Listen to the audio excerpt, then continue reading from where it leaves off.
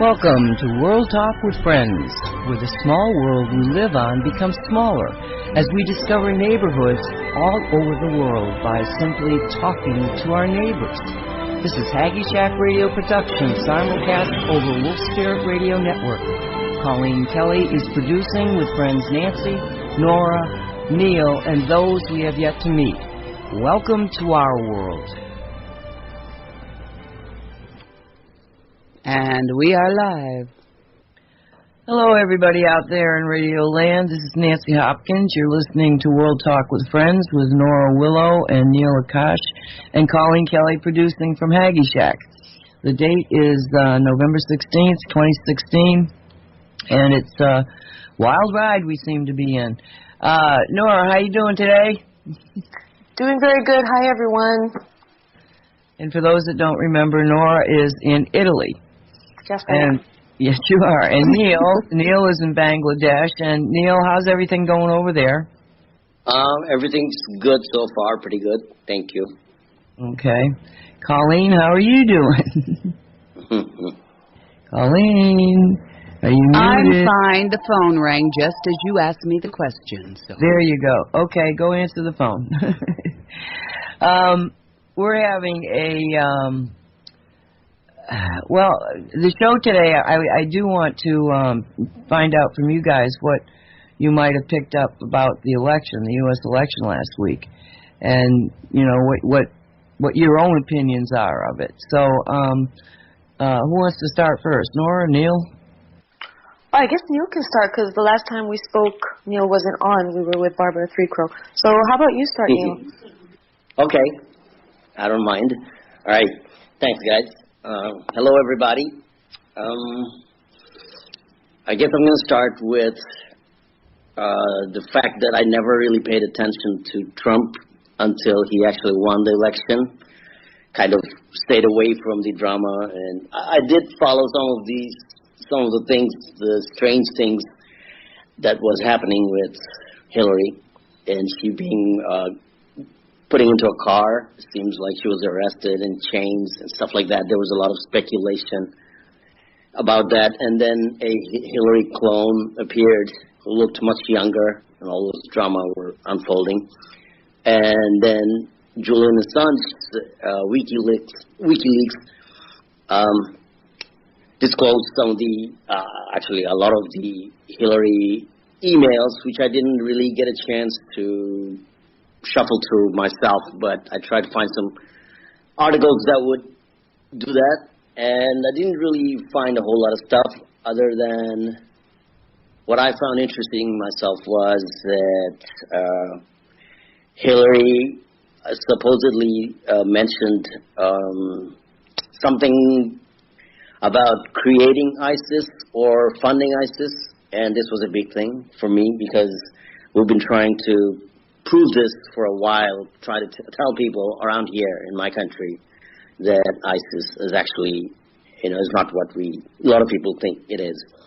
So that was that. And then ultimately, Trump won. And then which was, for me personally, I didn't really care. It didn't matter to me because I did not want to lend my energies and consent to this whole system. So I stayed away from it. I don't know if that's the right thing to do or not, but that's how, that was my stance. But after he won, there was this whole cry from people that, oh my God, what's going to happen now? This demonic guy who's a racist bigot and white supremacist of some sort wants to build a wall to stop the Mexicans from entering. All kinds of hoopla started coming out.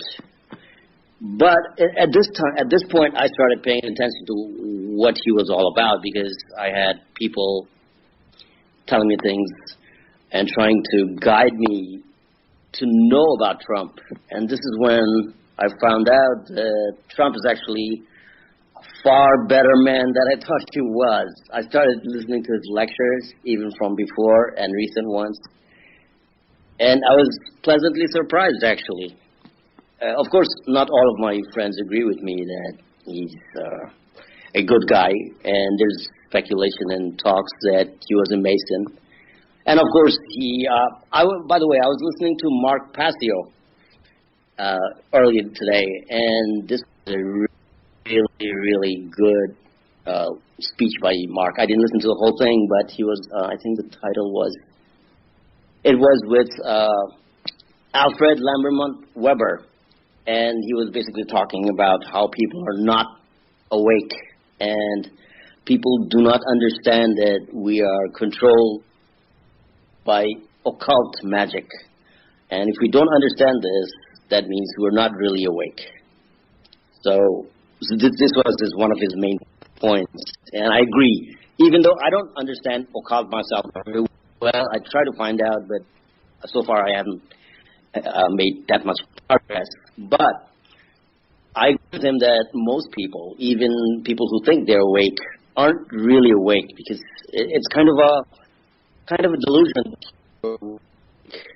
Maybe it applies to myself as well. People have told me that. People did. So we need to be careful about what we're doing. And I think it was what I found a positive thing and very interesting about the American election is that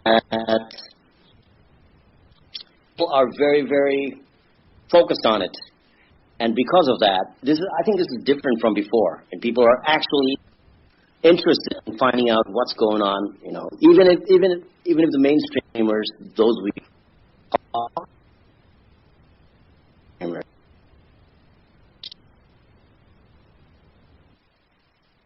they don't really get into all the conspiracy that cover.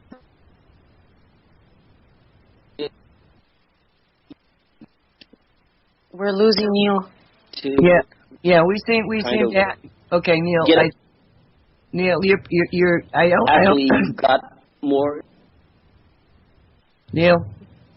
Right. You're breaking up really bad, Neel. This is the corporate USA is a. You can't hear us, I think. Yeah. Neel, can you hear me? Neel. Let me take a break. Okay. You're breaking up, so I'll pause here. Okay. You actually were breaking up also. Let's just. I think it's just a slow connection. Let's see if it sets itself. Okay. Let's let Nora give what she observed, and then we'll come back to you. Hopefully, it'll just settle down. Okay. Thank you, Neel. I do agree very much with every statement you've made. Well, there are a few things that you brought up. I mean, regarding the occult, for example, that's, to my knowledge and to my, belief, is that, yes, there is occult magic in the higher echelons, and if we don't understand that, then we won't be able to understand the reality of things. And of course, the system, the education, they make you believe that all this is not true and that it's just hocus pocus and it's all, just unreal stuff. And whoever believes in it is crazy. I personally believe in it very much. I've seen it in my own life. And yes, I think that's a big driving force in politics and everything that is ruling the system. Now, regarding Trump and this, the whole system, how it works, I don't know. A lot of people say that he's outside of the system. He's actually a positive change, because if it was Hillary, then we would keep going with the same system. I tend to agree with that. But we don't know what kind of change is Trump going to bring. He did say some positive things, but now my problem with Trump is one specific problem. He seems, he doesn't realize that as a person who has the privilege and the opportunity to speak to the people, he has a huge responsibility. Now, let's put aside everything else, that we create our reality and we have the magic within us to change things and put love in people's hearts. I believe in that. But we just want to talk reality in another sense. He has instigated a lot of people. He has encouraged negative stereotypes.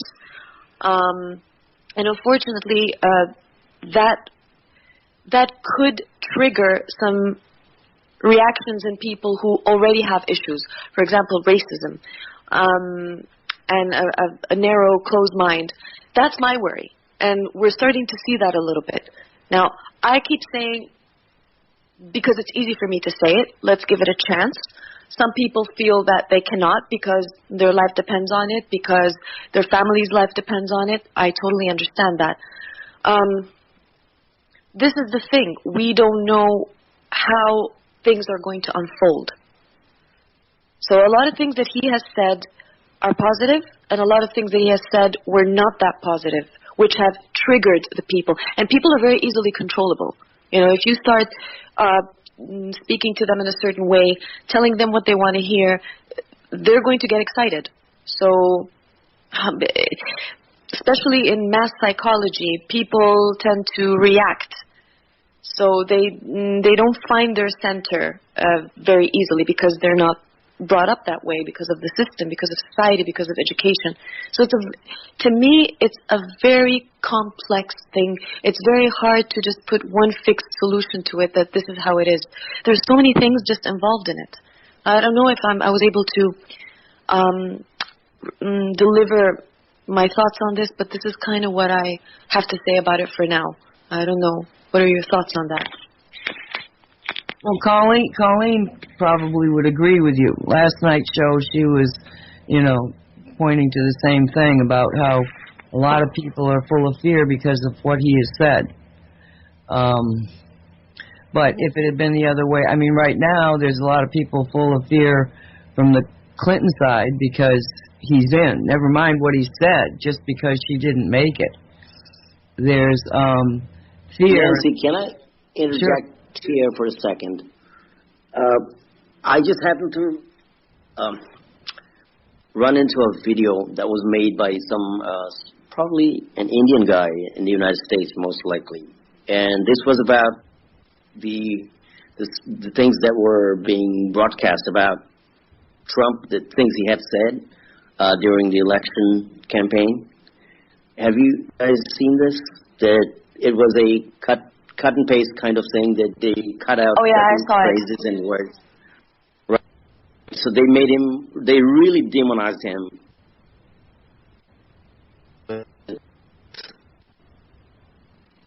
Like,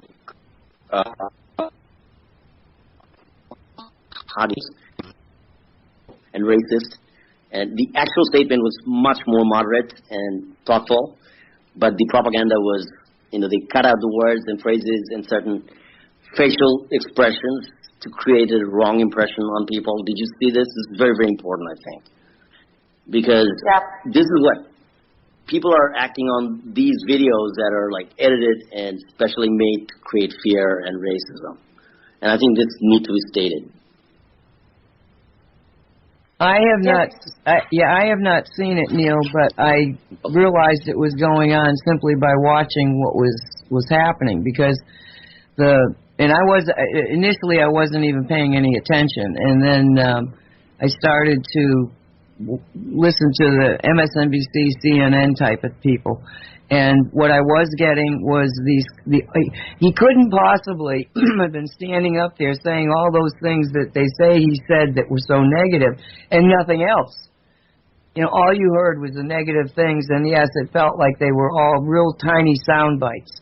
So I knew it was happening, even if I haven't seen this, and hopefully you'll get me that link. I would like to see it. Go ahead, Nora. You wanted to say something.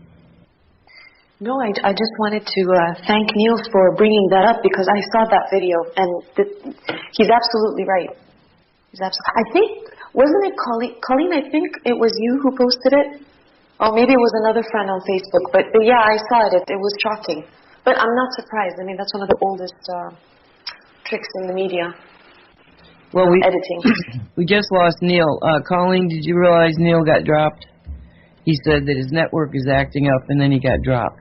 So yeah, I see that. I'll try to bring him back in. I don't know if we'll be able to, but I'll try. Okay. The thing about it that I found really interesting, Nora, was that we were being presented this, he's attacking the Latinos, he's attacking the blacks, he's attacking all of these different individuals and different groups. And Neel, you back? Maybe, maybe not. All right. He's up. I'm not sure he's back though. Well, he's speaking apparently, but we're not hearing anything. Right. Huh. Okay. Neel, we're not hearing you. Can you hear us? Just message. Yeah. Oh, you can? Okay. I can hear you guys. Okay, good. Let's hope we're going to be able to hear you. But when the election actually happened, there were a lot more Latinos that voted for him than anybody would suspect, and also there was a lack of voting in the black community for the election completely.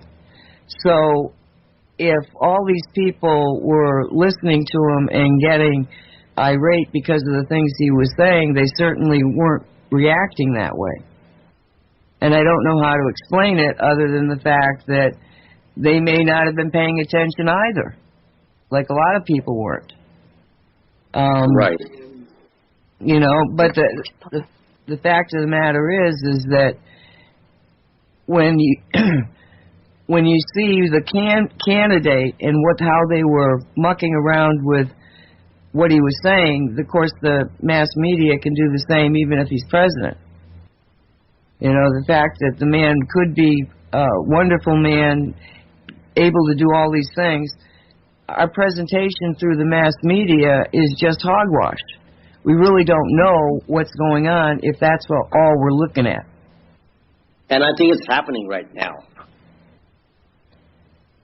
What's happening? The media is still publishing things that are not really entirely true and just propaganda. They're using Trump as a president now, saying things about him and stuff he wants to do. I think it's going on. I don't even know those things are true or not. Well, Colleen just wrote in the messages, it's been said that there was a lack of voting in black communities because millions of voters were taken off the rolls, the voting rolls. Wow. Interesting. Yeah. Personally, I kept saying to people, it doesn't matter because they're going to be controlled, you're going to be controlled. You know, you can't look at it that way. Don't put your energy into it. Put your energy into a new reality. And that was the way, I agree with you, Neel, that you didn't want to put any of your energy in it. And that was what I was feeling, too. Don't put your energy into it. But when I was doing the show on Tuesday, the night that the voting was Tuesday and they were counting the votes, Colleen was keeping an eye on what was happening, and Walt and I were basically doing a show with, you know, and what's happening over at Election Center. And then by 8 o'clock, an hour into the show, I suddenly became, I guess, suddenly sort of got download about timeline. And that's when I said, you know, maybe we shouldn't worry about who it is that actually gets in, because maybe we can control them, think of them as working for us, give them all the light and love and open their hearts, open their minds, open their, you know, just if we work to keep the new timeline energized versus the old timeline. And Walt appeared to be thinking that Clinton was going to win, as everybody was. I didn't, have any indication this Trump phenomenon was real. And he says, well, they don't even have a heart because they don't even have a soul. And he goes off on the, concept of cloning and concept of true evil. And but I just felt like even if it was her, because of what we did when we worked with freeing the Green Man from the takeover by the Archangel or the whatever it was, the devil. We talked about that the last time you were on, that Nora and right. got into a weird thing, and we stopped Pan, the head of the jinn, from being actually possessed by the negative entity of Archangel Lucifer, or what we know as Satan, the devil. And that produced a different timeline, one that had a path in it that said that evil never really existed on this timeline, and nobody has the karma associated with it, even the people that did this awful stuff. And shortly after that, I realized, or maybe even then, that what we're really doing is we're trying to get back to the Garden of Eden timeline, the reality of the Garden of Eden. We got thrown out of it, but that doesn't mean it stopped existing. Maybe we should have been trying to get back there from the get-go, and maybe that's what we have been doing. So I was really, had been working in my head about all these timelines and shiftings and this sort of thing. So after the show, when the show ended, of course, and every mainstream media person was saying something happened at 8 o'clock at night, which was when I felt that this timeline shift regarding the election itself, really focused in on the election, had shifted. And I spent the rest of the night, hours and hours, watching one improbable state after the other going for Trump. And every time it would happen, I'd start laughing again. It was like, this is ludicrous. This isn't conforming to any kind of polls or what, even history. It was like a brand new election, never been seen before. They were getting states that had been for the opponents for decades and decades. Then I got a message from Stephanie Dietz, who said, go check out what Starfire Tor was talking about. And Starfire is somebody that you would really find fascinating, Neel, I think, because she gets into timelines and timeline adjustments, just amazing stuff. And I've been watching her for over a decade, and she has never failed in my watching her. She'll say, there's going to be a CME, a blast of energy from the sun, and it's going to cause this, this, and this. And sure enough, this, and this happens. She's very accurate, but she also has the ability to, she calls it psi view, which psi being PSI view, to be able to kind of like look at different realities. It's sort of like remote viewing on steroids, in that she is actually looking at different timelines. She can see the timelines there. And there were timelines where Hillary was president, and there was timelines when Trump was president. Every time she looked at Hillary, she was caught in a loop. She called it nuclear event loop. And what was happening was that if you followed the timeline where she's president, it always ended in a nuclear catastrophe. Whereas she looked at Trump, and it would all be okay. Everything was fine. There was no nuclear catastrophe. So she decided to, in August of last year, to actually go out and say something about what she was seeing, because she also felt that by that time that this looping nuclear thing she had known about for a very long time, but had never said anything because she didn't know what to do about it. She didn't want to have people become fearful. So she goes into a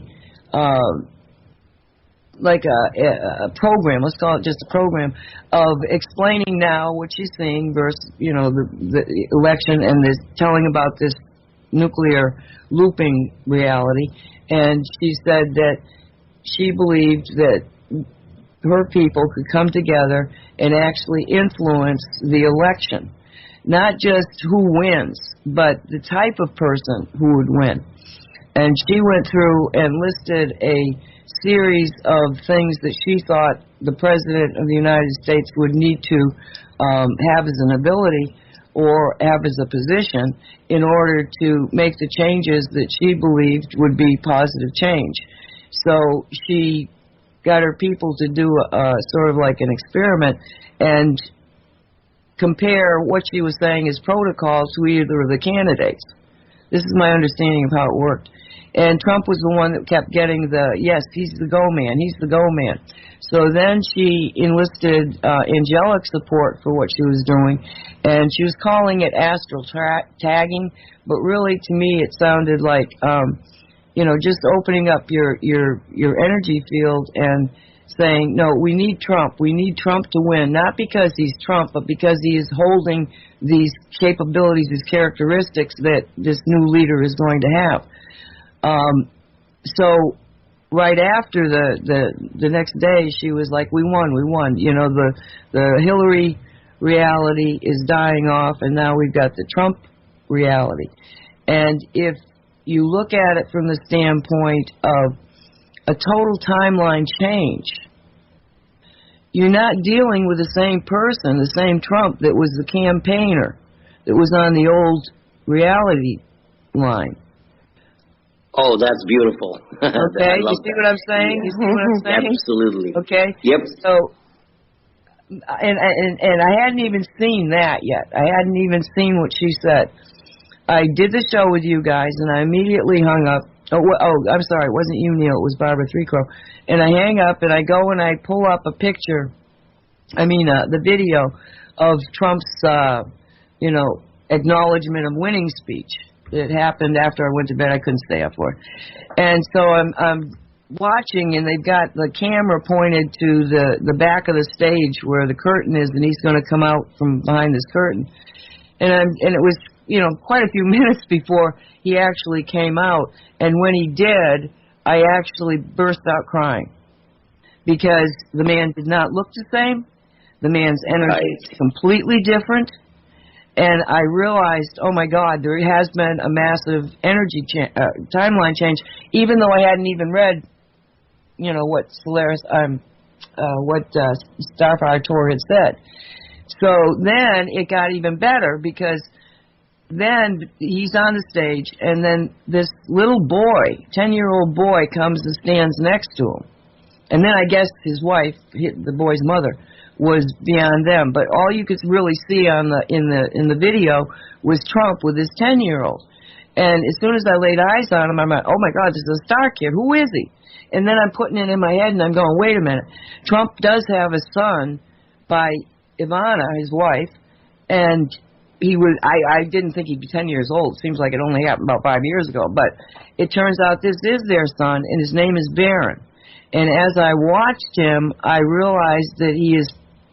There is some confirmation out there that he is at least mildly autistic, which is an indicator that you may have a star child for a lot of reasons. But I was just like, where did this guy come from? Where did this kid come from? I've never seen him out there. And it was like a timeline change that, not only is he looking different, but the entire look of his family is different. He has a 10-year-old star child standing next to him as he accepts the president-elect.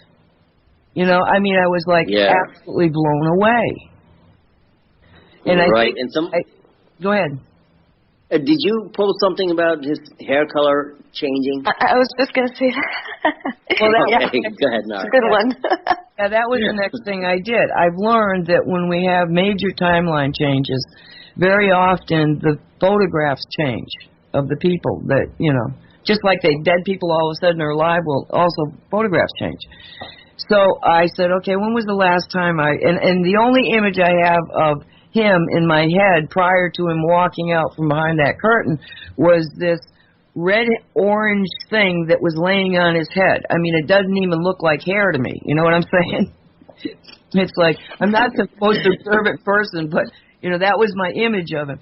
So I said, okay, when was the last time I saw him? And I said, okay, it was the third debate. I was actually studying him, okay? And so I pull up the picture, and I said, okay, that's the picture I remember. And I sit there and I go, okay, let me just put in Donald Trump and images, Google Images. And I was really shocked at that moment because 2/3 of the pictures were the orange-red thing I had in my head. But a good third of them were white-haired, gray-haired, you know, and I'm going like, oh, wow, this is the Mandela effect, and it's going to get more intense, I said to myself. So I luckily did not close out that window. I left that window open, even though I didn't look at it again for at least 8 hours, maybe 10 hours.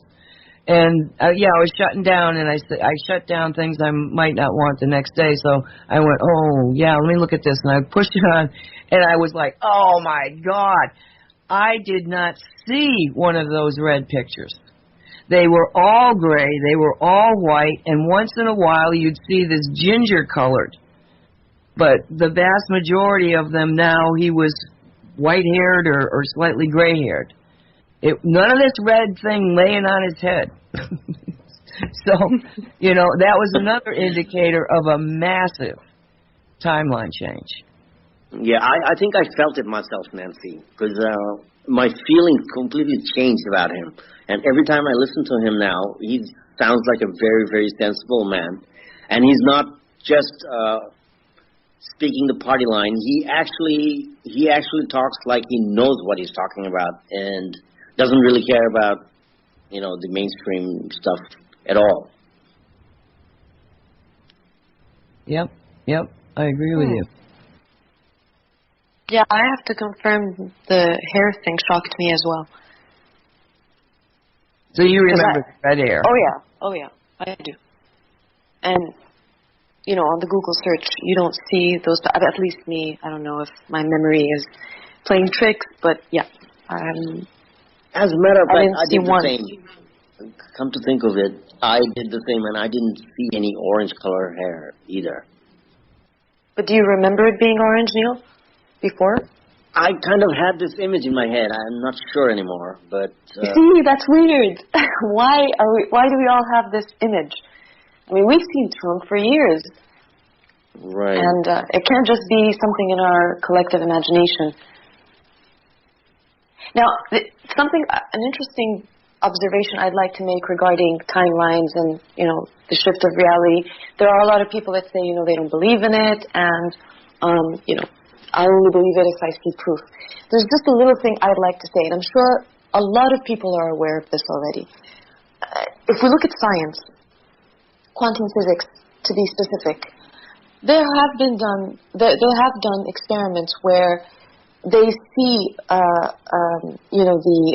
is it the nucleus? Oh my God, I don't remember right now. Or is it the electrons? They pop in and out, okay, and in super high speed.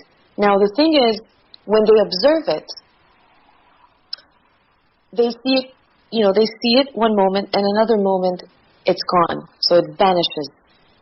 And scientists are perplexed because they don't know where it goes. Now, my intuition tells me there's an explanation for that.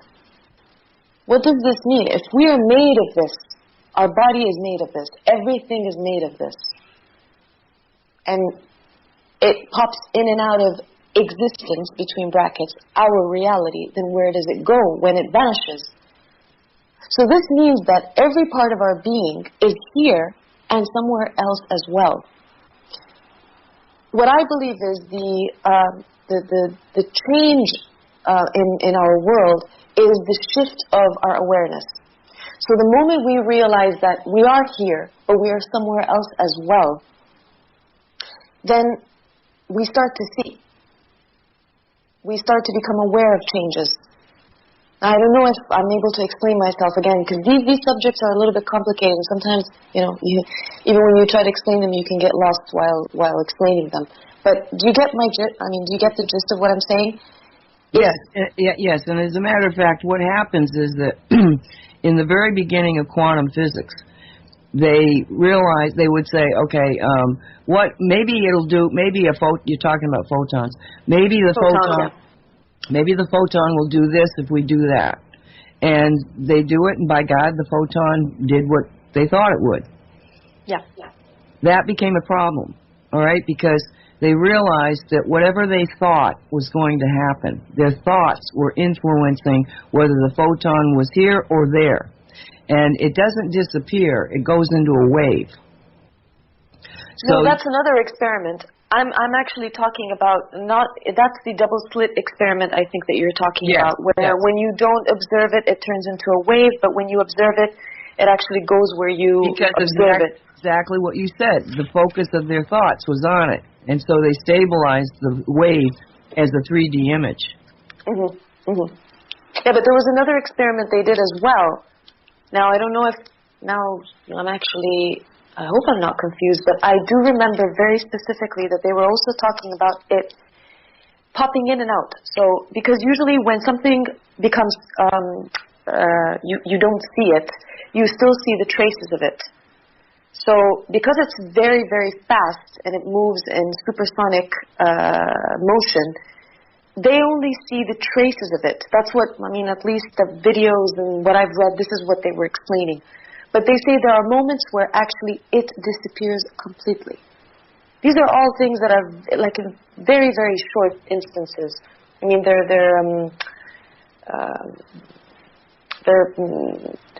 How can I say? They're measured in a very, very small way.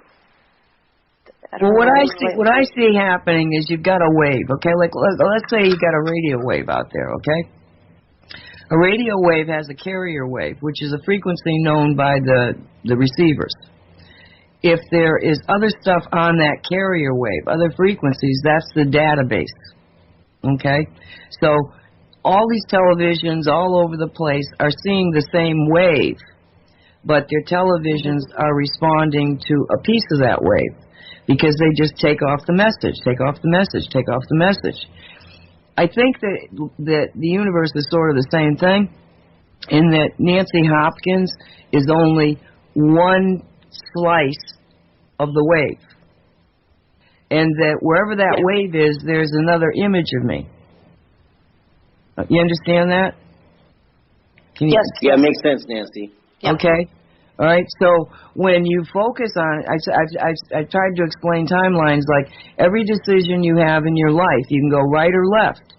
Okay. If you go right, that's where your attention is. That's where your energy is. That's the timeline that keeps going because you put your energy into it.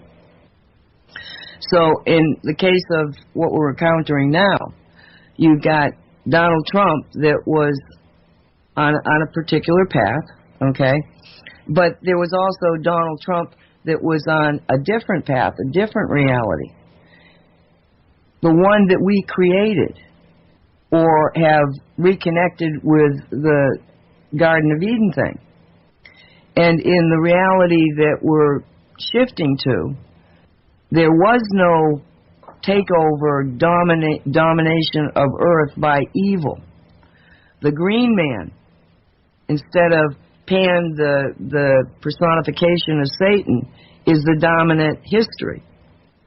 So this guy that we're seeing now has always been there since we recognized a secondary reality.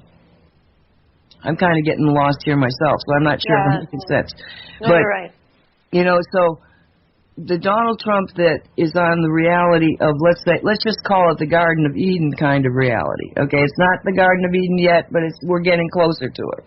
Okay, because you've got all these different versions of timelines associated with a reality. Now, what I mean by that is that if I decide to go to the right, Nora decides to go to the right, and Neel decides to go to the right, then we are in a similar reality because our timelines are all merging into, the right path. So if you think in terms of that, the right path is just another path that's open to us. The fact that we as human beings make a decision to not follow the left path and don't put our focus into it means that is not a dominant path. But in the case of something as stable as the Garden of Eden, there have been these secondary timelines that even though nobody was paying attention to them, they were still continuing. And it's almost like you've got markers. I think of them as markers. It's like the energy that is Donald Trump or Nancy Hopkins or Nora is in that reality, but nobody's paying attention to it. So it's sort of just, stagnant. It's just sitting there waiting. Is anybody going to pay attention to me? And so when Starfire Tour got thousands of people to work with her, she's very popular.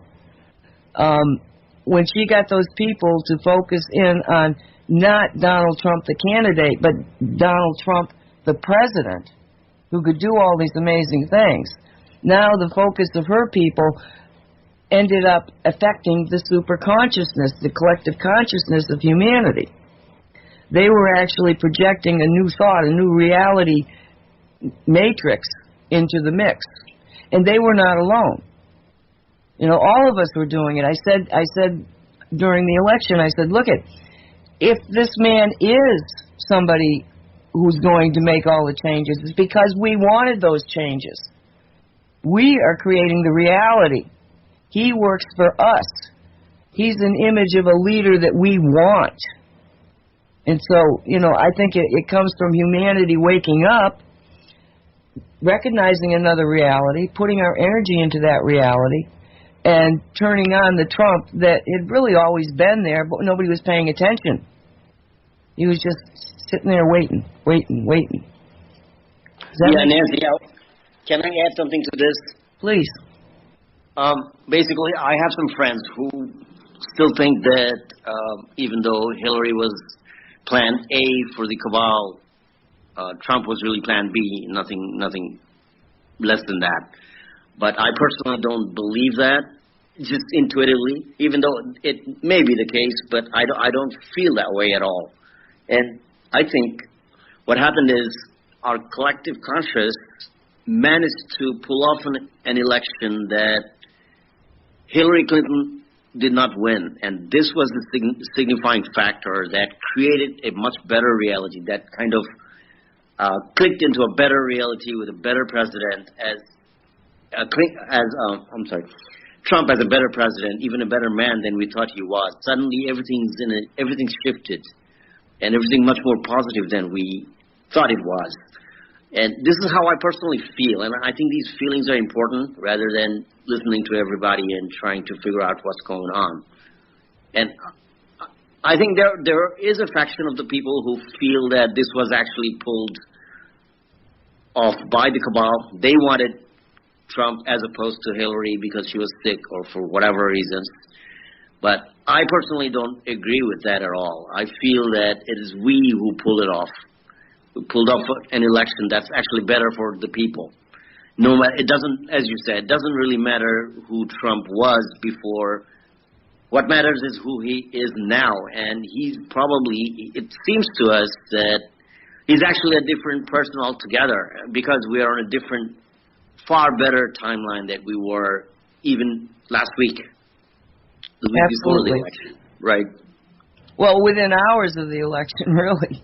Yeah, well, I know that it happened. I mean, very seldom do you see, you have all these people that say it happened after 8 o'clock on the election night. You know, it was like, boom, all of a sudden. And something you said, Neel, about you weren't paying any attention to it, but then when you found out he had one, you felt good. Your reaction was to feel good about it. Dolly had said something very similar. She had been listening to our show, said, I'm not going to listen to this crap about the election, went to bed, but when she woke up with this feeling of optimism, this feeling of, oh, wow, something's changed. So even though she wasn't paying any attention to it, she felt it immediately when she woke up. A lot of people say, something happened. You know, they can feel the difference. Well, I found it very strange that some people who I don't necessarily judge as very awake, they said something quite profound.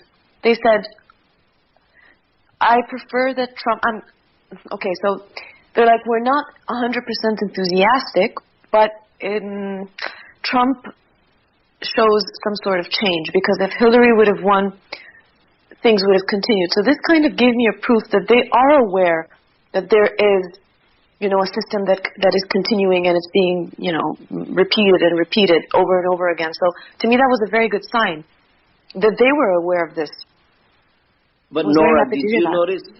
I'm sorry, I'm interrupting, sorry. No, did you ahead, notice the faction of the people around you that were very frustrated and really worried that he won? Did you, any of you guys felt this or saw this? Yeah, there was a little bit of tension, I believe, at the beginning. Okay. But it seems like things are cooling down. Okay. For me, this is basically on Facebook. Some people are really, really negative, and there's a lot of riots and stuff like that happening. Did that really happen, or was it a fake media thing? Well, I saw a posting in Craigslist that was saying, basically, come out and protest, we'll pay you $15 an hour. Oh, George wow. Soros. So, you know, what can I tell you? That's a good one. I do know of one young lady, she's a college student, who put together people, and it was not so much to protest in the streets, but to get together and talk, excuse me, about what had happened. What are your fears? What, you know, why, you know, what do you think about, you know, so there were some real people concerned that did get together. But I did see this posting in Craigslist. Now, whether that was some plant or not, I don't know. But first off, there's nothing they can do about it. Well, I think that there are legitimate protests. Now, as far as the rioting and the looting and all of that, so much of that, to me anyway, seems like those false flag events that go on everywhere, or where peaceful protests are infiltrated by some unknown group. That every time. Yes. So I think that there are people who are protesting for whatever reason, but I think that they're being infiltrated and all of that for an agenda. Which Colleen, thank you for saying that, but I think I need to cover one more thing about this, is that because I represent a large group of Muslims, at least I feel that way, because the people around me are all Muslims. So, and I think Muslims basically had a fear of Trump because of the media propaganda, because of the edited videos that I told you guys about earlier, because they really bastardized what he said, and it made it sound like he hated Muslims and he wanted everybody out of the United States. It kind of gave that impression to a lot of people. And I think that's where the fear came from initially, but I don't know if it still exists or not. Good point. I'm sure it still does, and of course, let's just look at this from a practicality standpoint. The weirdness about the U.S. election is that he's the president-elect, but he's not the president-elect, because the people of the United States, state by state, vote. Those populations have, based on population, have a representative of the Electoral College. Now, this is so bizarre, and you go like, what? Yeah. Okay, so like in Florida, you've got a whole bunch of people here, so you have a larger number of Electoral College votes. And the people who are made the Electoral College voters, they are not compelled by law to vote as their state did. Now, never has anybody voted other than what their state did. But the reality is that this is not a done deal yet. They could still somehow muck with this if the Electoral College decided not to agree with the states and to bring in Hillary instead of him. I don't think it's going to happen, but I think that it's not going to happen if we put our energy into making it not happen. If you if I was somebody that said, because I absolutely believe that Trump was not the pick of the quail. They don't want this man in here. Why? Well, for one thing, he's a friend of InfoWars Alex Jones.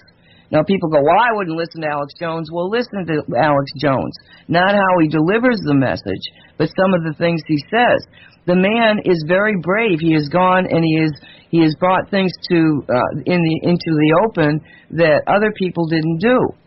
I know he's a loudmouth. He irritates the crap out of me. I never listen to him, but I know what he says. And right, I agree with you. He's talking about chemtrails, and he's talking about the Federal Reserve, and he's talking about all the things that we talk about. And Donald Trump is listening to him. You got to say, well, maybe Trump is a very great danger to the cabal. Because he also is not, he paid for the election. He didn't have these groups that were giving him money. Okay, so he owes anybody anything, as far as that goes. We know that he's so opinionated he won't even listen to his own people. That's the old Trump. But what does that signify in the new Trump? It signifies somebody that leads from the gut.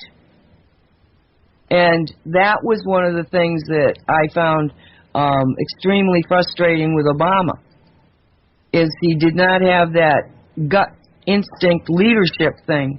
He was always, and Hillary too. Well, you know, that's what the emails were showing, Neel, was that, oh, well, if we do this, then that's going to happen, and let's do this. There was no feeling of, you people know what you want. You know, it came off like you people completely analyze and contrive and you know, try to do things that work best for you, not best for the situation.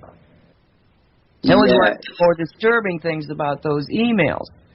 And so my feeling here is that the Trump that I see as being able to lead us into a new place is going to come from inside a human being that, in fact, was brought up under the minister Norman Vincent Peale, the power of positive thinking.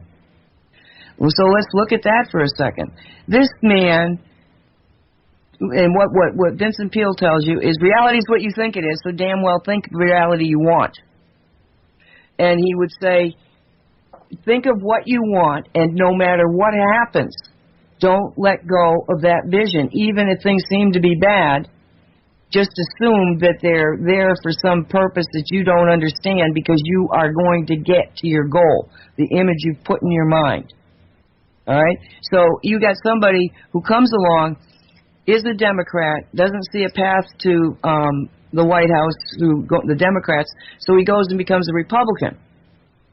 Then the Republicans say, oh, hell no. And he says, fine, I'm going to destroy you, because I see myself as being the nominee. And nobody could stop him. I mean, he virtually tore the Republican Party apart. So then he goes, and now he's the Republican nominee, and he tears the Democratic Party apart because he believed in himself, in the vision that he had. And yeah, you say things as in a campaign environment. Does he believe them? Maybe he did. But in this new reality, he's still got that core understanding of imagine it and it will happen. So he's very dangerous to the cabal. One of the things that he said, he's going to open 9/11. You open up the 9/11 investigation again. If you do it right this time, you're going to have a total change in everything. You know, because first off, the Saudis are going to look really dirty. The Clintons look really dirty. The Bushes look really dirty. The whole thing that we've been saying will come to light. So right. Now, just a practical thing, the infrastructure of the United States is falling apart. And decade after decade, the Republicans have refused to allow any, building of highways and bridges. Nobody understands why, but if they're all working for the cabal and they want to keep us weak, well, that makes sense. Donald Trump doesn't understand weak. He's going to make us strong again. But it's the imaging that he's doing. He's seeing himself in the new reality. because he grew up under Norman Vincent Peale, the power of positive thinking. Right. And I saw him on a TV show with Charlie Rose. Have you guys seen it? He was being asked kind of tough questions, whether removing or killing Gaddafi was right or wrong. And he did say it was wrong. He said it was wrong. You know, American foreign policy is oftentimes ignorant and self-serving and all those things. So as a matter of fact, I listened to one of his older audios about 9/11 Twin Tower crash. This was very, very interesting. And he was basically talking about visiting the Twin Towers back then, before 9/11. And he had his own structural engineer with him who explained to him that the Twin Towers were actually made different than any other towers. And it was actually I-beamed with steel beams, steel I-beams all around the structure. And it was so thick and so closely knit that it would be impossible. Even if a plane hit that structure, it wouldn't even penetrate. So he, listening to his own structural engineer, Trump was saying that to him it seemed like they had to have bombs in that building because there's no way the plane could have done this kind of damage to the building, the whole thing pulverized. But this recording, I think, was from 2001. So back then he had enough self-integrity to say, go against the official party line. So this was interesting for me. So the old Trump wasn't really a bad guy in my eyes because, he could speak his mind back then.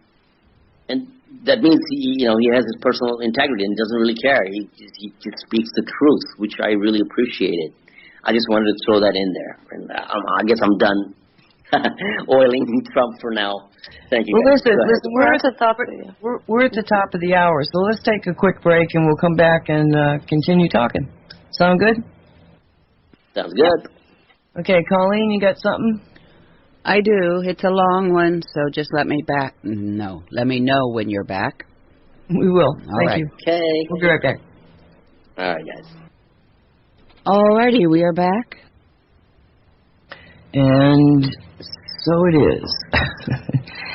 You're listening to Haggy Shack's production of World Talk with Friends, simulcast over Wolf Spirit Radio.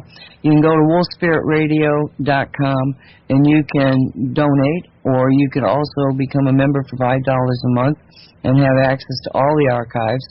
The archives for every given week's live show is up in a free archive for a week that you can download if you'd like.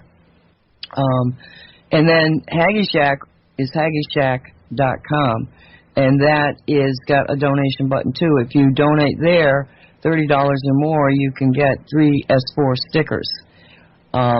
You can get more information on me at cosmicreality.net. Nora, what is what's your website? Oh, it's consciousnessconnected.com. But at the moment, it's I'm published it because I'm kind of reconstructing it a little bit, working on it.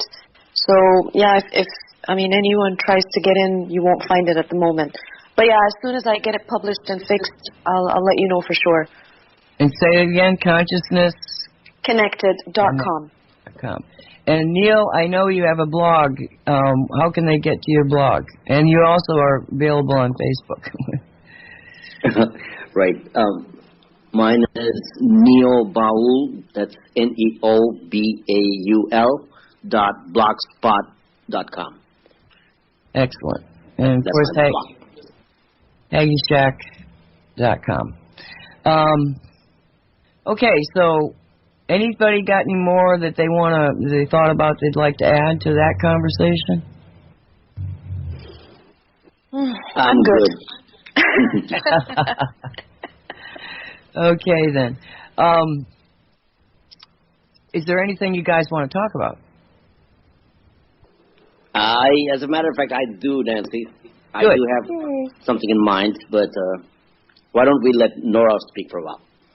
Oh, I mean, if you have something in mind that you'd like to talk about, go ahead. At the moment, I don't have anything specific on my mind. All righty. Nancy, how about you? Did you want to steer this to No, go for it. Go for it. All right. So I was kind of, what I try to do is try to meditate on a program before I do it so that I don't make a complete fool out of myself. So try to get guidance on what I should be saying and stuff like that. And one of the guidances I received was that right now there is a kind of, I want to prefix what I was going to say with one thing, that this election that we just talked about, this is definitely a marker of some sort in our flow of consciousness, because time doesn't really exist. So certain events need to happen before something else, some other events can happen. This is, I think, one of the ways to understand how our reality flows. So I think this election was one of those events that would take us to the next step. And the other thing is, because we already talked about that these elections are not really real, that as we used to think, they're a facade, and there is a whole lot more going on behind the scenes in the deep state and the Rothschilds and the neo-Nazis and Jesuits and all those people, including the Syrians, Pleiadians, and reptilians, Zeta Reticuli, and stuff like that. So one of the things I was guided to talk about on this radio show was that right now there is some sort of a contention, I would say, a conflict of interest between maybe the Anunnaki and our real creators. I think we do radio shows talking about creation myth of humanity, Homo sapiens, and I think it's important right now for everyone to understand our real power. I mean, where we want to take our reality, like you were saying before, that we need to have a vision. And it doesn't really matter what happens on the so-called external reality. If we hold on to our vision, the reality that we prefer, it will manifest. And if we can, I think I was reading on one of the photos you posted, Nancy, where you said one of the rules of cosmic rules, I think, or cosmic reality rules, I forget the exact term, that rule number 1 is reality is whatever you think it is. And rule number 2 is majority wins. So, and rule number 3 is those who try to control others would try to hide rule number 1 and 2 so that they can control the masses.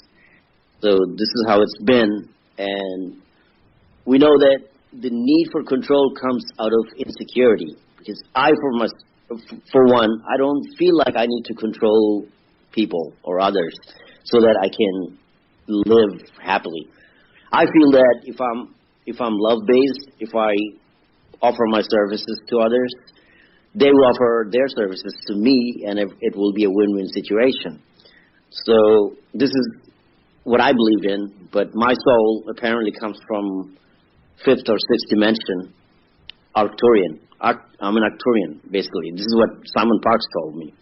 And I kind of feel that way, too, because I think Arcturian philosophies kind of jive with what I think, the things that I'd like to think about. So this makes sense. But that's just me.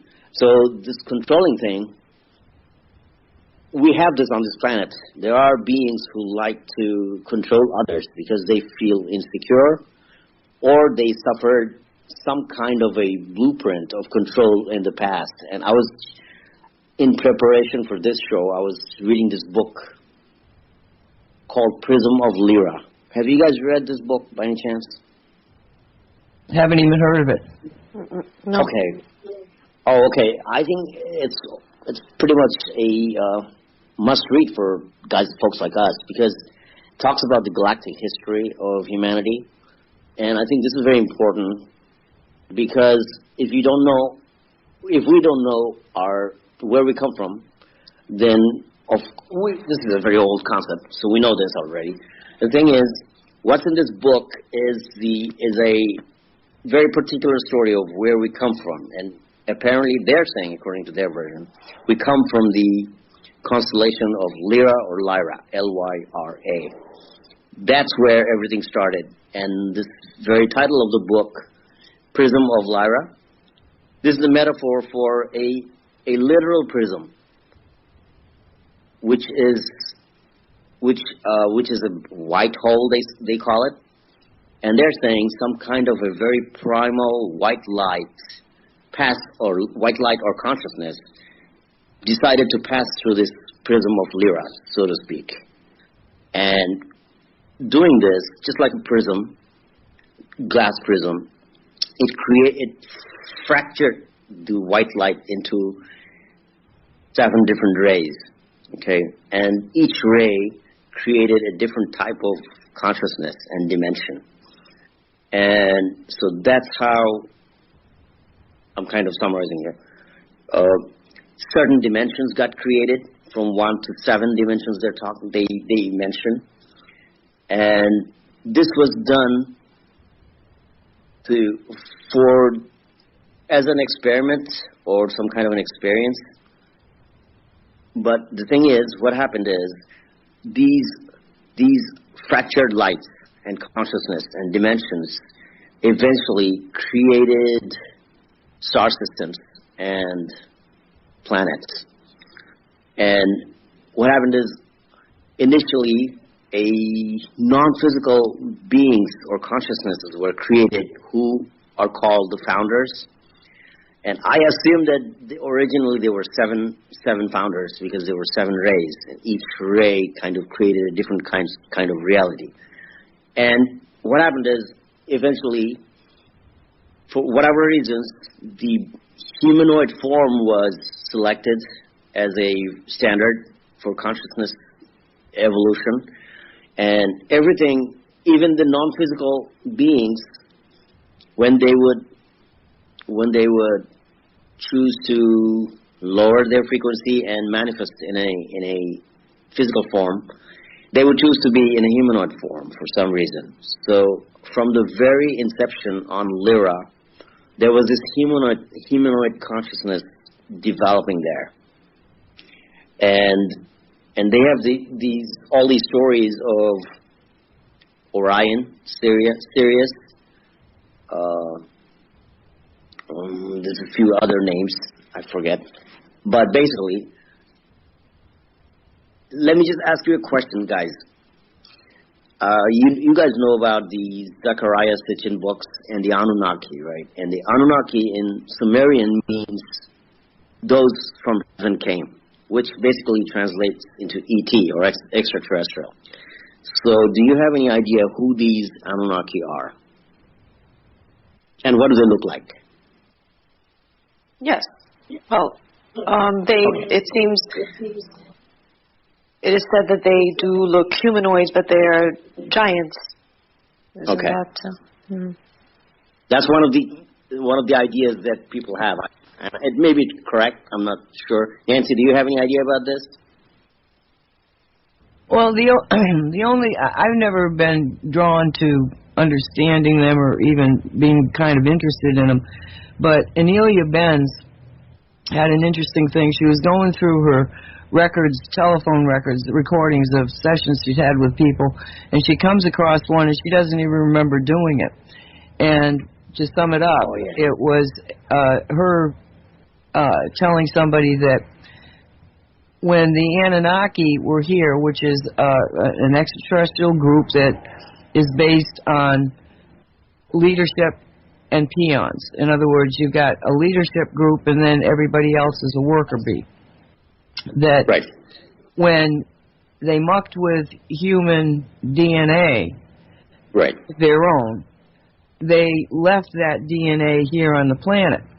And as human beings have evolved and become more enlightened, it's causing a problem back on the home planet of the Anunnaki, in that the worker bees are suddenly becoming aware and awake.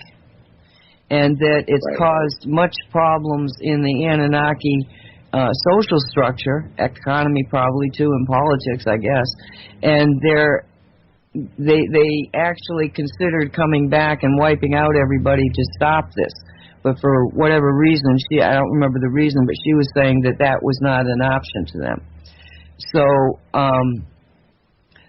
my feeling is that we've been hit with a lot of ETs mucking with DNA, and every time they put their own DNA with us, the human beings are being created that have a superior DNA matrix, because it incorporates so many of at least 12 star systems, star societies, and that they underestimated the power of the DNA to communicate, in that DNA is really a biological internet within the human body, but more beyond that, it also is a communication device to other people that have the same DNA. We're all connected through DNA. And it's one thing to be on an Earth and connected that way. It's another to be connected to all these solar systems, these star systems. And I believe that was a plan put in operation by consciousnesses that are beyond, the lower level, like human beings or Anunnaki or Arcturian or any of the others. That it was a way of saying, okay, we've got all these wars that have been going on for eons of millenniums, and the reason is that they don't see themselves as family. So what if we make them family by uniting all of their DNA in one species? And I think that is the human species, so that the human species can now stand up and talk for everybody because they're all family. That's just my take on it. Right, but do you understand where the Anunnaki came from? You mean which star system? No. Yeah. See, that's the thing. I think Zechariah Sitchin talks about the Nibiru, but that seems more like a spaceship rather than a planet, because it goes the wrong direction and it goes in and out in a very anomalous fashion. So it doesn't really explain where this species Anunnaki comes from, because, and I think that the term Anunnaki is not a name because it's Sumerian for ET. So that doesn't explain who they are, really. So reading through the prism of Lyra, I think I kind of know who the Anunnaki really were. And they were basically Syrians. And in this book, they're talking about the origin of human consciousness on the star system of Lyra. Then it moved to Vega. Then they talk about this apex planet. Not exactly sure what that is, but they detail it in the book. Then it moves to Sirius, Orion, Pleiades, Arcturus, and Zeta Reticuli. This is the flow of events. I'm looking at the book right now so that I can speak a little bit better. And the way Earth's galactic family is composed of all of these folks from all these star systems I just mentioned. And what happened is these are various different dimensional star systems and beings. They're not all 3D, but they were experiencing those original rays, the 7 rays I mentioned earlier, and the consciousness created through the prism of Lyra, and they were experiencing duality for the first time. And they talk about basically negative polarity, positive polarity, and an integrative point that kind of combines the two. And this is similar to creating a triangle. Okay, this is why the Syrian people, they love the symbol of triangle. I think it's one of their favorite symbols. So because they they experienced polarity and they unified it and advanced that way. The thing, what's interesting is that when this was happening, they were actually developing through these star systems and jumping from one star system to another. This is like just, you're evolving from one star system to another and expanding and creating subtly different experiences of archetype experiences that we still have in our DNA. For instance, the Orion, they were the main battleground for the challenge of polarity integration. Okay, so a lot of fights happen on Orion, and we have all those memories in our DNA. And the important point that I'm trying to get to here through all this is that the Zecharia Sitchin books try to promote the fact that the Anunnaki were the gods who created human beings. So this would be sort of a misperception because it's actually the Pleiadians that came originally from Sirius, and they broke off from Sirius, and some of them came to Earth and stayed here. This is a long time back.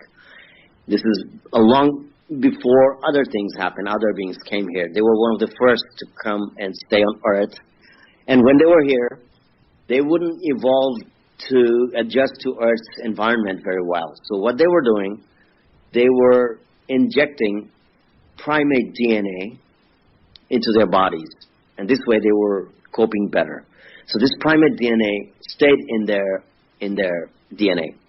So what happened is later on, the thing you just covered, that there were so many battles that they tried to create a species that would be able to integrate all the hostility and everything together. And that was the Earth-human experiment. And when this was happening, probably 22 different species, according to Corey Good and others, contributed to this. And Pleiadians were called in at this time because they had the primate DNA in their bodies. So this primate DNA was somehow very important, according to this book.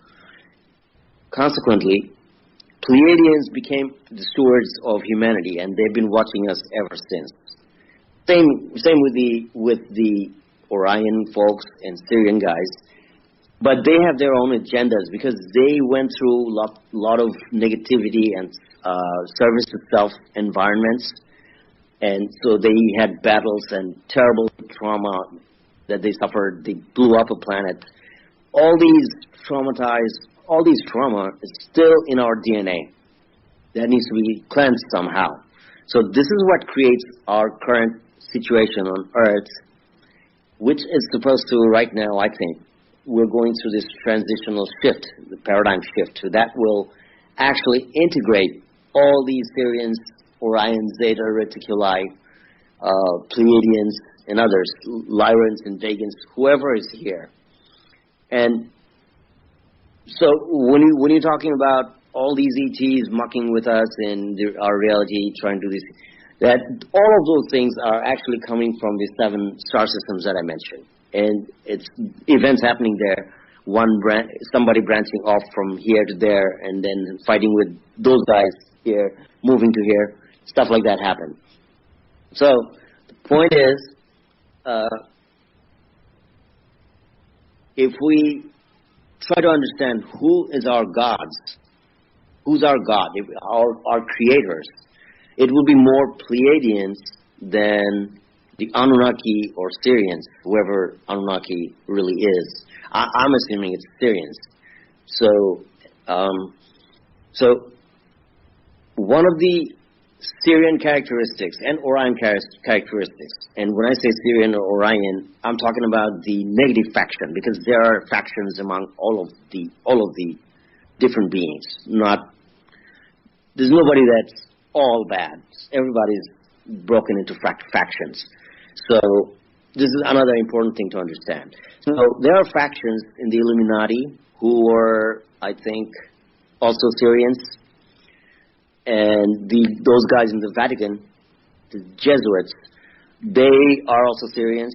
but they may not be the same faction. So they have this DNA thing going on that makes them automatically control freaks. They feel that Orion guys have this also, that they need to control Earth, and it's destiny. If they can't do it, they're just losers. That's how they feel. So they just vie for control. So there's control for, there's probably a battle between the Syrians and the Orion guys, because they all have this kind of DNA in them.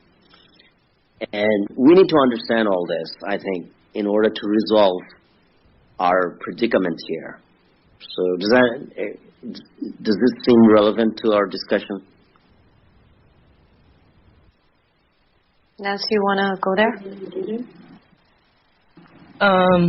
Wake up, Nancy. No, I'm contemplating it because I'm sort of like, I could give you a different history. I could probably give you 10 different histories, maybe more. Thank you. I've been through some of those as well. But I don't know that it matters. I don't know that, I feel like we're in such a different place in space and time that we do not need to go back and rehash old history, old karma. To me, this is a new start. This generation with the star children coming in, this is a new start. Forget everything that's gone behind. You don't have to forget it, but don't let it influence you, because you can't do anything about the past. You can't do anything about, well, you can do. We know we can do things about the past, but basically your PowerPoint is the present. So, is it more important to understand the Lyra history versus, the Nazi history? What history do you want to try to deal with? And does any of it matter? What matters is where we are now and where we're going. That's kind of how I look at it. Okay. Now, I woke up with a thought. Now, it's very interesting that you bring this up because synchronicity is just incredible. I woke up with this thought, and it has accompanied me the whole day for some weird reason. I don't know where it came from, but the thought practically is very simple. Nothing really matters. What matters is, it just literally was so random in my head. And I thought, what really matters is to practice love and to focus on what is good. Now, I know that sounds very trivial maybe, but when we get stuck in the stories, now these stories can be true, they may not be. There are realities that we see, like what happened, with the Nazis in World War I, World War II, all these other things, and all the other tragedies and traumas that have happened in our known history. Yes, they're important to know because, you learn from past mistakes and you learn from history, but just like Nancy said, I think the only way to move forward is to really think about how can we influence the present right now. This keeps getting stronger and stronger in my mind, in the sense that I respect people's trauma, I respect my own trauma, and we have to not forget it in the sense that it's important to learn from it so it does not repeat, whether it's towards ourselves or towards other people. But yes, focusing on the present, I think that's where the magic lies. So what can we do in this exact instance to change the next instance? So, yeah, I think that's what's really more relevant about. And of course, it's very interesting. I find all these things very interesting. They intrigue me very much. But just like Nazi said, there are so many versions that you get to the point where, I have to admit it. I'll say it even, on air. I still find it very interesting. I've been interested in it, but I am a little bit turned off. In the sense, I'm tired because everyone is saying something different, and I noticed that it has consumed my energy. Because you take time to read and try to understand, instead of focusing on what you can do to actually make the change right now. Something Alex Collier said that I liked. He said, energy flows where focus goes. And I believe that. It makes a lot of sense. So, yeah, that's what I think. So it's sort of like distraction. In other words, if you're looking at the past, then you're not looking at the present. That's what I look at it as. You're killing me, Nancy. But I know it. I'm sorry, Neel. But that's okay. That's okay. Can I do a little bit of a counterpoint to this? Absolutely. Okay. Basically, the reason I got into this was I think that what I'm trying to cover is know thyself kind of thing. That what I observe here with my people around me is that they have a belief system that's very strong. And I think that belief system has flaws in it, and it limits people from knowing who they really are. So this is why I'm trying to give them a different kind of an angle. And this is not very familiar to the people that I know, and they don't understand. They never heard of galactic history and stuff like that. So that's where I was coming from. But of course, if we want to get back to the present time, I think one of the most important things is something we already stated, is that power lies within us, right? It's not about Trump being the president, he's a savior, and he's going to make America good again. That's kind of lame. We cannot go for that program. So I would rather, what I do is I tell people, I kind of jokingly tell people about the M field, the morphic resonance field of Sheldrick. And I believe that it really works that way, that we can, everything we say, everything we think and do kind of morph the M field, and we can manifest things that we want by holding a vision of it. And if we can collectively hold the same vision, what needs to happen now? For instance, our old subjects such as the free energy, solar energy, and banking problem that we have, the fiat money, and all those things, we can, collectively start focusing on the things that we want. We don't want to drive cars with gasoline anymore, and we can start talking about those utopian things, actually. For instance, the suppressed technologies that the U.S. military and the big corporations such as Northrop, McDonnell Douglas, and Skunk Works, and those guys, they already have a whole lot of technology that Corey Goode and guys, Randy Kramer, Michael Salla, these guys talk about that the military uses in the breakaway space civilization programs. And they even have, Corey Goode and Randy Kramer, and actually many others, quite a few others, stated that they have a age regression program in these space programs. So they take a person, they make a contract with that person, and then they say that you will serve us for 20 years or 40 years. It depends on the contract. And then they age regress that person and returns them. And this is what happened to Corey Goode, Randy Kramer. There's probably a couple of other guys, I can't remember the names right now, but this is pretty standard. So, that sounds like, beyond Star Trek, that, people can actually age regress. So Corey Goode, he was taken maybe when he was 20, and then he spent 20 hours in space. Then he became 40, and then he was age regressed back to whatever age, which is very weird because now he has so much experience, but he looks much younger. So this creates all kinds of anomalies. And well, it's not so much age regression. They send him back in time to when he was 20 again. I see. Is that how it is done? Yeah. Okay. Yeah, they take him out, and they go off into space for 20 years that time, and then they just simply send him back into time. A second after they took him, and now they're back in their beds, and they're going like, "Did something just happen?" But they're the same age they were at 20, so it is age regression, but not because they're doing age regression, but because they're doing time regression. Okay, but Nancy, am I correct in saying that Corey said that their body has to be put in a state that it doesn't move for a week or so they can do the age or time regression. They have to be in a coma state for. I don't know. I don't know. It doesn't really matter, but they have this kind of technology that sounds pretty. Let me just point something out to you that you might probably never thought about. Okay. First off, when we talk about the history and we give the people the history of the planet and that they've been mucked with and their DNA, all that, to me that's all excuse. It gives them an excuse for being who they are. Oh, poor me, I had the Anunnaki muck with my DNA. Okay? It's a story. It's an excuse for not becoming who you are.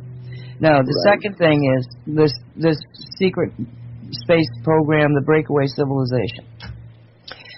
We have a tendency to look at something like that and say, oh, wow, they've got age regression. Oh, wow, they can replace your body. Oh, wow, they've got clones. Oh, wow, they've got replicators. Oh, wow. But who the hell are these people? Who the hell are they? Are they better than I am? I don't think so. And I think what's happened is that by breaking away the population like that, the people, Walt said this to me, and he said it facetiously, but it strikes me, it keeps coming back to me as being what's really happening here. In Star Trek, the Generation Star Trek, there was a character named Q, and he was from the Q Continuum. And the Q Continuum were like semi-gods, and they could do all the things, time travel, psychic stuff, all the stuff. You know, they were gods. Okay? And Walt says to me, while the breakaway space community became Star Trek, the people on Earth became the Q Continuum. And that's what I think is happening. It doesn't matter who's out there. It doesn't matter that there's a breakaway civilization. All that matters is that we concentrate on ourselves and who we are right here, right now, on planet Earth. Because I go back to the Garden of Eden. It's all riddles. Everything is a riddle. Everything is a story. Everything is trying to make sense of a story in a riddle. And the riddle that is here for humanity is that through Eve, represented by Eve, we decided that we wanted to take from the tree of knowledge. The demonic being, if it was demonic at all, maybe it was the light being for all we know, said if you take from the light, from the tree of knowledge, then you will know the difference between good and evil, and therefore be like gods. So we get tossed out of the Garden of Eden by God. Well, you've taken from the tree of knowledge, and now you better damn well understand life. And so we go through this life experience, and we learn all these things, and we have all these histories, and we do all these evil things. And finally, somebody starts to wake up, and they're going, like in the 60s, whoa, something is definitely wrong here. What's wrong here? Oh, my gosh, I don't know what's wrong, but let's look into it. And I was one of those people. Now, the transitional point was, of course, the Kennedy assassination. But the reality is that suddenly a bunch of people started looking at reality much differently. They weren't accepting it as the story. So they go on and they try to create new storylines. What if, what if, what if, what if? Those people started a movement that became disruptive of the matrix that was also simultaneously getting thicker and thicker to gain more and more control. We have the ability, and we can see this in the kids, the star kids. If you really want to see where we're going, you look at the children. What are they doing? Where are they going? Now, I want to just take a second here, because one thing that the kids are doing that just blew me right out of the water. I'm going to read this. It's notes that I took from an article, okay? A federal judge gave 21 Americans between the age of 9 and 20 the green light to sue the federal government for its inaction on climate change. The lawsuit challenges federal decisions made on a vast set of topics, including carbon dioxide emissions from power plants and vehicles, extraction of fossil fuels on federal land, and how much to charge for its use, tax breaks, subsidies for the fossil fuel industry, funding of fossil fuel infrastructure, and construction of maritime marine coal terminal projects. The amended lawsuit was filed in September of 2015 by attorneys with the environmental group Earth Guardians and the 21 students supported by the nonprofit Our Children's Trust. It alleges that the government has violated the plaintiff's Fifth Amendment guarantees of due process and equal protection, the Ninth Amendment's assurance of unenumerated rights preserved for the people, and the public trust doctrine. The federal government is not upholding our rights to life, liberty, and property, one of the participants said. The next president doesn't even acknowledge that climate change is happening, but I'm going to be here a lot longer than he is. The suit named President Obama and several federal departments and agency heads as defendants. 3 industry groups, the National Association of Manufacturers, the American Fuel and Petrochemical Manufacturers, and the American Petroleum Institute joined the suit on behalf of the government and tried to have it dismissed. Going through the executive branch is not working, so we're going through the judicial branch to force the executive branch to be held accountable. This is a major legal interpretation of the power of the people. So I look at it and I see that, and these things don't normally get talked about, they just get buried. But I see even the pipeline protesting, that started with the kids. The kids went to the elders and said, hey, look, they're doing this. You've got to help us. And so the elders started getting involved in it, but then the kids actually, took the documents saying we're not going to stand for this, legal documents that the elders had already sent in, but never were acknowledged by the Corps of Engineers and the people that were trying to get the pipeline in. And so the kids went to Washington, D.C. and officially hand-delivered it to the agency that was supposedly responsible for it. But what I'm saying to you here is that I think that we shouldn't even be much concerned about the breakaway civilization. It's just another story. Yes, they've got all this wonderful stuff, but yes, we've got that wonderful stuff as soon as we access our own internal powers. And I think it's those accessing of the internal powers is what changed that election. Exactly. Very good. Makes sense to me. You can't have a utopia if you don't change within first. Because we can have all these fancy gadgets, but if society doesn't change as a collective to evolve and be a better society where everyone can flourish and everyone can cooperate and share and help each other, then what are we going to do with all this fancy stuff? Yes, it's going to definitely be positive for the environment, but it's not. If you just look at the internet, for example, look at how communication has become so easy. Many people use it in such a negative way. This is very telling. So, yes, it would be great to have a utopia. Yeah. So it would be great to have better technology that can be used correctly, but it can only be used correctly if society as a whole becomes a utopian society from within. So, these are all beautiful thoughts, and I agree with you totally, and I value it very much. But I think, again, as Nancy said, I concur with her. There's a lot of stuff that, to me, is a distraction. And, Nora, let me ask you a question. Sure. What would you like to see in your immediate changed reality? Do you have a vision of a future? Well, my vision is quite simple, yet maybe not that simple. I just want to be able to see kindness in people's eyes towards each other, tolerance, cooperation. I just see so much anger and so much irritation. People are rude to each other even though they're strangers.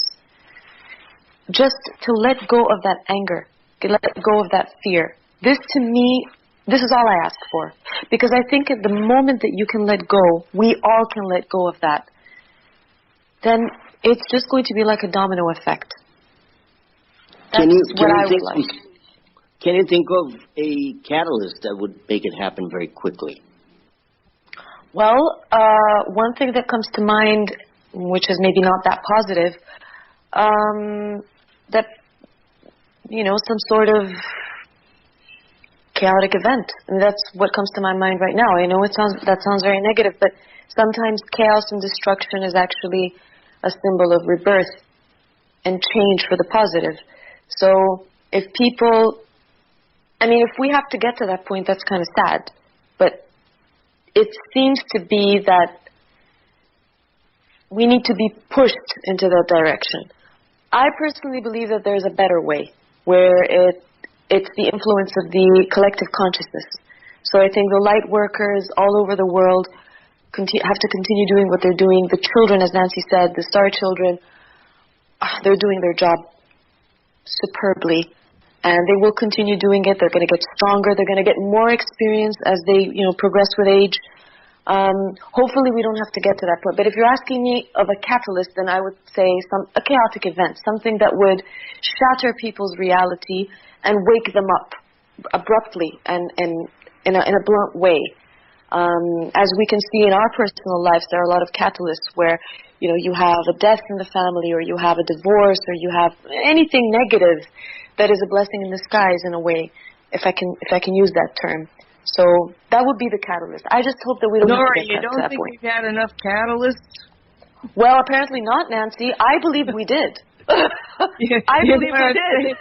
I'm going first off, you said, look in their eyes. And I had this image when he asked about the catalyst. I had this image of looking in a stranger's eyes and seeing them recognize me, acknowledge me, to feel this connection to that person.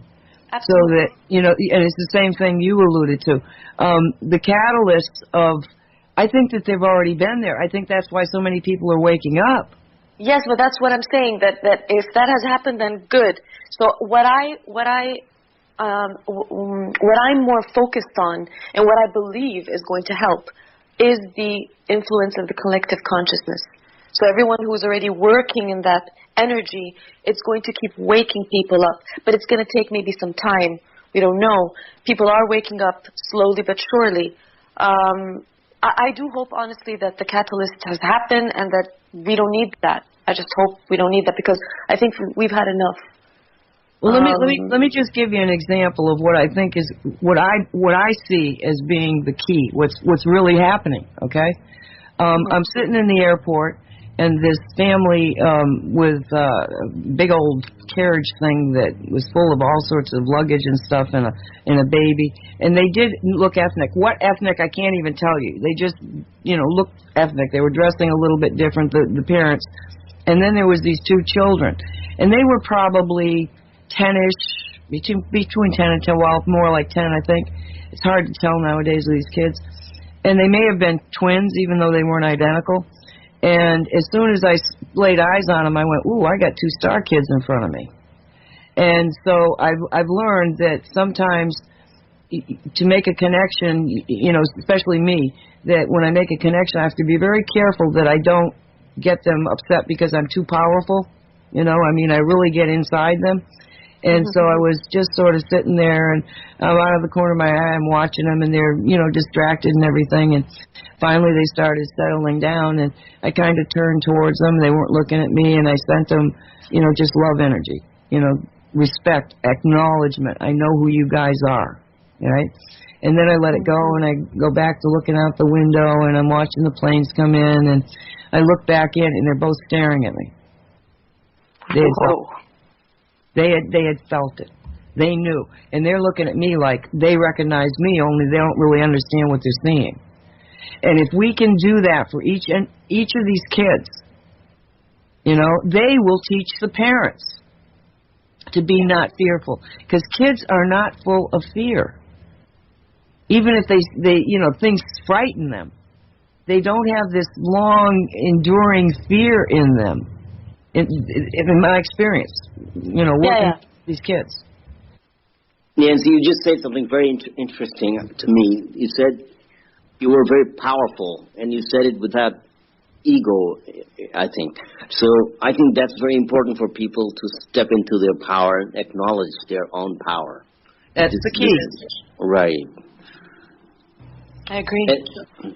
One more thing, Nancy. Can I ask Colleen to give her vision of the immediate future or long-term future? Doesn't matter. Ask Colleen. Colleen, you there? Yeah, I'm here. Okay, Care I have. Tell us your vision that you might have, the future or present that you'd like to see now. That we have a new timeline, new positive timeline. Well, the one I'd like to see is where we all get along. We are all fair and just and accepting of each other. That instead of seeing all the differences, we see each other as part of ourselves,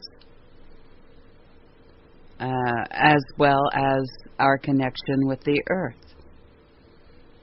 And that we don't have to work for others, that we work for ourselves, doing things we love doing. And yeah, I love the gadgets myself, but I'd like to see them so that they're not dangerous, they're not destroying the earth, and that we, in realizing our connection to everything, we realize that we are spirit that just happens to be in this physical existence at this particular time, whatever time that is. That's beautiful. My vision of the future, but it's a long road to hoe. We're getting there. Well, I think we're already there, but that's just me, the optimistic me.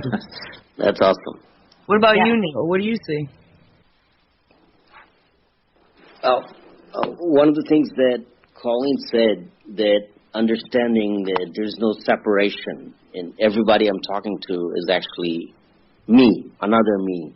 So this is we can understand this on an intellectual level, but then we can actually learn to feel this. That when you look at the stars, you're actually looking at yourself. The stars, the whole universe is actually you. You're not this little body talking on the radio. You know that. I think this understanding is also necessary. I think these are fifth dimensional or sixth dimensional ideologies. For instance, sixth dimension is the consciousness. You become sixth dimensional consciousness when you understand that the dimension itself is you and your consciousness. So the oneness of everything. If we would be more tolerant of one another's views and not get stuck with your belief system. And I think one of the important things for us to understand right now is that most of our belief systems are not adequate. They may not be wrong, but they're not sufficient. I think we're getting into a deeper reality where we need to question our belief systems all over again, every one of us, so that we understand that where we're stuck with our consciousness, so that this way we can loosen ourselves and not take everything so seriously and kind of lose our fear of survival and money and all those things. That would be my take. Sounds good to me. Very nice. Yes. How about you, Nora? Well, you just said it. I agree with both. I mean, all three of you. It's and I think another thing that's very important that Colleen mentioned, spot on, our connection to Mother Earth, because we need to understand that as physical beings, because we have the spirit and the physical, which are one at the end. We need to establish a stronger connection to the Earth, because without the Earth, we cannot have this physical experience. So as long as we're here, there's obviously a reason. So as long as we're here, we should try to live this life and not be all over the place. And I'm an air sign, so my head is up in the clouds a lot, and I need to do things that keep me grounded. And I'm sure that people who are like that understand that it's difficult. So I think this is extremely important to try to find ways to stay grounded, because that keeps us focused on our mission, on what we are supposed to do here on the physical plane. I think that's also very important. So it's a balance between the two. Well, we're at the end of the show. We always get into such interesting things, and these, like I say, the importance of these shows isn't how many people are listening. The importance of these shows is that we have them, that we talk about these things, that we make our brains go places maybe we wouldn't go if we weren't here together, to be able to influence that collective consciousness. Totally agree. Yeah. So I am deeply appreciative of all three of you and the audience that does participate with us. I mean, they go the same place we go. And like I say, it's all story, it's all riddle, but we have to maintain our focus on the present and what we want to see. Right. And we all sort of want to see the same thing. I think it's already happening. Colleen, we're gonna have to pull her in, kicking and screaming. Are you sure it's happened? Are you sure? We talk about this. Love you guys. Colleen, what do you got coming up, hon? Coming up next is Haggie Reads for You, and I'm reading Noam Chomsky's book, Because We Say So.